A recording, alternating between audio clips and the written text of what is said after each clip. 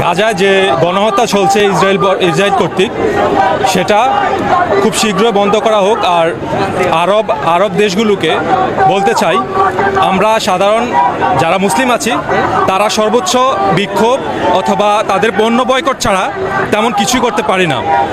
কিন্তু আরব রাষ্ট্রগুলোর প্রশাসন বা তাদের যে দেশের যেই গভর্নমেন্ট আছে বা তাদের শাসক আছে, তারা বিলাসী জীবন ছেড়ে তারা যেন নির্যাতিত নিপীড়িত ফিলিস্তিন বা মুসলিম রাষ্ট্রগুলোর পাশে দাঁড়ায়। বিশেষ করে ইরান আমরা জানি যথেষ্ট সহযোগিতা করছে, হামাসকে পাশাপাশি লেবানন সহযোগিতা করছে।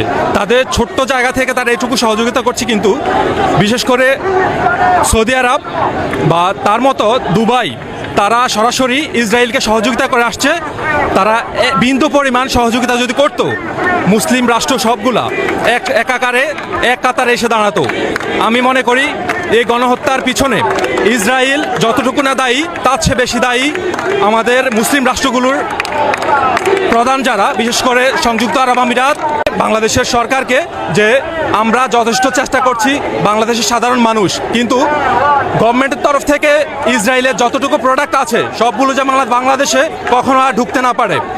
বাংলাদেশের যেন কোনো প্রোডাক্ট ইসরায়েলের রিলেটেড, বিশেষ করে আমেরিকা এটার সাথে সরাসরি জড়িত, বাংলাদেশে যেন এরকম কোনো প্রোডাক্ট পণ্য বাংলাদেশে না ঢুকে। আমরা সবাই ঐক্যবদ্ধ, এই দেশগুলোর যারা গণহত্যা সরাসরি জড়িত এই দেশগুলোর পণ্য আমরা কিনবো না, কিন্তু বাংলাদেশে ঢুকে পড়লে সেটা আমরা অনেক সময় বাধ্য হয়ে কিনতে হয়।